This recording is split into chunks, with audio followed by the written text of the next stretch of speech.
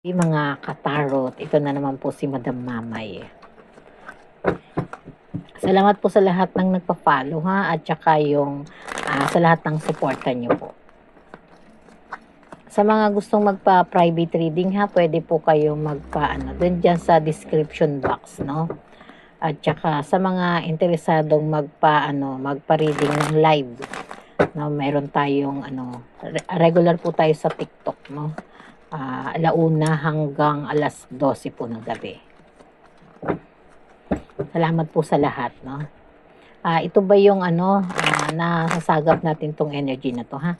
Tama ba ang desisyon na gagawin mo? Oh, tama ba? Ikaw ba yung may energy na parang nalilito, no? Pinag-iisipan pero litong-lito, gagawa ng desisyon tapos magbabago ulit ang isip, no?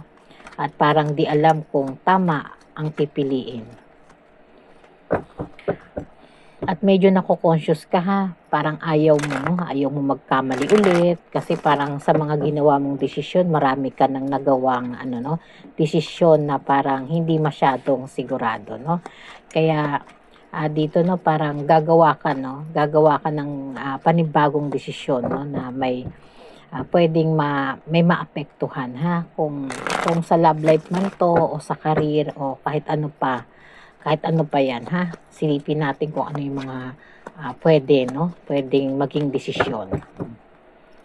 Tama ba ang desisyon na gagawin mo? Ay yung iba ha, baka yung iba nasasagap natin parang yung makikipaghiwalay, no? May mga tao rito na parang makikipaghiwalay sa mga partner o sa mga boyfriend, no? At ang yung iba naman parang pinag-iisipan ha. At kung yung iba parang negosyo rin ha. At kayo na lang ang maglagay kung saan kayo nakaka-resonate ha. Okay po, ito na po yung ating card.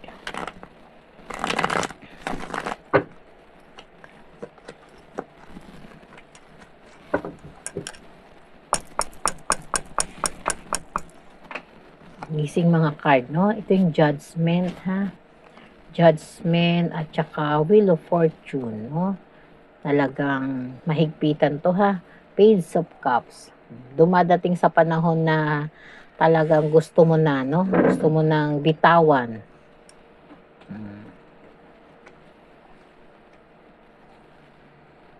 Iyan ang mga card, no? Card natin. At ito, no, sinasabi pa rin ha, na parang nagkakaroon ka ng paulit-ulit na tanong, paulit-ulit na desisyon na may urong sulong ha. At parang andyan na yung desisyon na sige, ayoko na, no? Ayoko na, bibitaw na ako. Bibitaw na, no? Tapos maya may refleksyon na naman, no? Parang nasasalamin mo na naman. Parang ang laki na, ko, baka mali na naman ako, ha? Ito yun, no? Yung judgment na pinapakita, ha? At sinasabi pa rin dito sa Wheel of Fortune, no? Na talagang dito, ha?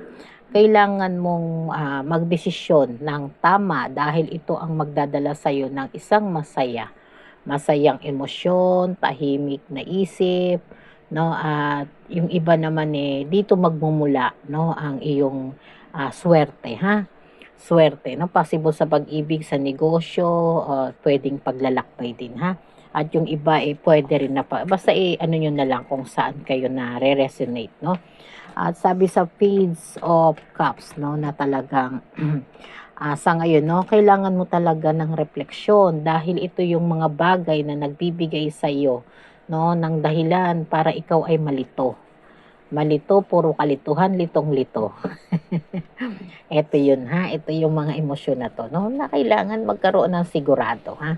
Pero kasi sa iyo ginagawa mo kasi, no, gumagawa ka kasi ng paraan para hindi ka magkaroon ng pagkakamali ulit, no? Dahil yung iba dito ha, yung ibang desisyon na ginagawa, no? Parang ang laki kasi nang nawawala sa inyo pag nagkakamali kayo. Kaya mas nagiging maingat, mas nagiging litong-lito. Mas nagiging maingat, mas nagiging litong-lito, ha? Ito yung mga energy na 'to. Napapakamot na lang din si madam dahil andoon, ha? Andoon yung mga kalituhan, 'no? Parang ito yung emosyon na papatak na yung luha, biglang aatras, ha? Kaya medyo pag-aralan, 'no? At sinasabi sa Ten of Coins, 'no? Ten of Pentacles, 'no? Na ito yung parang magiging symbolizing na sana, 'no, ng katiyakan, 'no, katiyakang desisyon at yung mga desisyon na magpapalaya at magbibigay sa'yo ng kasiyahan, 'no, kasiyahan at yun ina-analyze mo kasi lagi, 'no, masyado at lagi kang nag-o-overthinking sa mga posibleng outcome ng desisyon mo, 'no. Kaya doon tayo nagkakaroon ng ano, 'no, ng mga tanong at doon dumadating yung urong sulong, ha. Urong sulong ng mga desisyon, 'no. Sinasabi dito, ha, sa ano, 'no, sa Eight of Coins, 'no. Eight of Pentacles, ha. Ako'y naduduling pagdating sa ano, 'no, sa Star. At dito sinasabi pa rin, 'no, na talagang sa ngayon, 'no, parang andoon kasi yung sitwasyon na parang batong-bato ka na dito, 'no. Parang, sinisisi na yung sarili, 'no. Ano ba namang desisyon ang gagawin ko, 'no? Ano ba namang desisyon ang ibibigay ko, 'no? At yung mga desisyon na yan talagang nagpapahirap at nagpapatuyo ng iyong dugo. Kaya ito na yung desisyon na dapat mong gawin, 'no. Suriing mabuti, ha. Suriing mabuti, 'no, suriing mabuti, ha. Laging susuriin kung tama, 'no, at kung saan ka mas magiging masaya, 'no, para 'yan, 'no, talagang dito tayo, ha. 'Yan, suriin daw mabuti, 'no, dito sa Five of Pentacles, 'no, na naka-reverse, 'no. Yan ay yung mga new opportunities, yung iba trouble in love, 'no, talaga naman. Yung iba naman, alanganing business, 'no, yung iba naman, alanganing papuntang ibang bansa. Yung iba naman, alanganing pakikipaghiwalay, ha. At dito sigurado ng may katiyakan, ha, may katiyakan na. At dito, 'no, magkakaroon na ng progress, 'no, dito sa the words, 'no, na talagang eto na talaga, yung success, 'no, na talagang sigurado ka na, 'no, sigurado na at tama na ang desisyong gagawin mo, ha. Andito na, 'no, sabi sa tinagal-tagal, 'no, ng pag-iisip, pabalik-balik sa kwarto, panay ang inom ng tubig, 'no, panay ang hingi ng payo, marami nang naubos na sigarilyo, 'no, ando na yung pabalik-balik na sa CR dahil ninenerbyos na sa desisyong gagawin, 'no. At ito sinasabi at kasagutan, 'no, kasagutan ng iyong card na talagang success at tama, 'no, fulfillment ang nararamdaman, ha.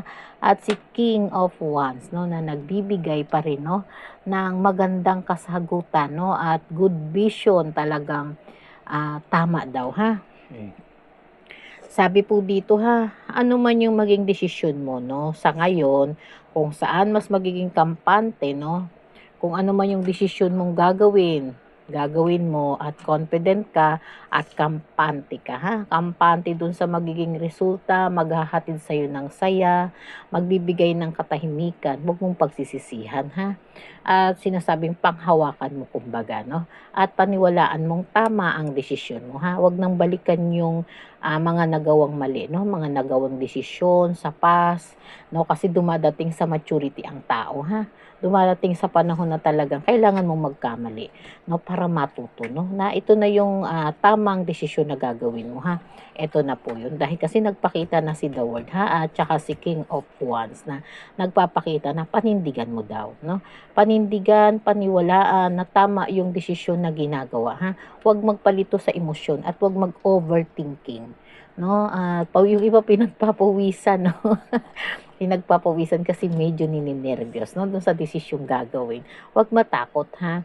Ay ganun lang talaga sa una, no. Pero syempre nga, pag marami kang pagkakamaling nagawa, maraming pagkakataon na maging tama, ha. Kaya maging totoo sa sarili. Kung ano yung gusto, yun ang gawin, ha. Kung ano yung makakabuti sa desisyon, yun din ang maging desisyon, ha.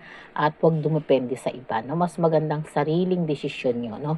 Sariling kayo, ha. Para walang sisisihin, no? At samahan ng panalangin. Ang importante diyan, samahan ng panalangin at tiwala sa lahat ng ginagawa mo sa sarili mo, ha? At dun sa mga taong nakapaligid sa iyo at magiging resulta, no? Ito man ay magdadala ng kaunlaran, magdadala ng kapayapaan, magdadala ng masayang puso, magdadala ng yung iba naman may mga luhaan, ha? Pero gawin lang yung tamang desisyon na sa palagay mo may kapayapaan ng isip, ha. Yun ang tama, no? At gawin mo lang, no? Tama ba ang desisyon na gagawin mo? At ito tama yan, ha? Basta makakabuti. Yun ang tama, ha? Okay, salamat po.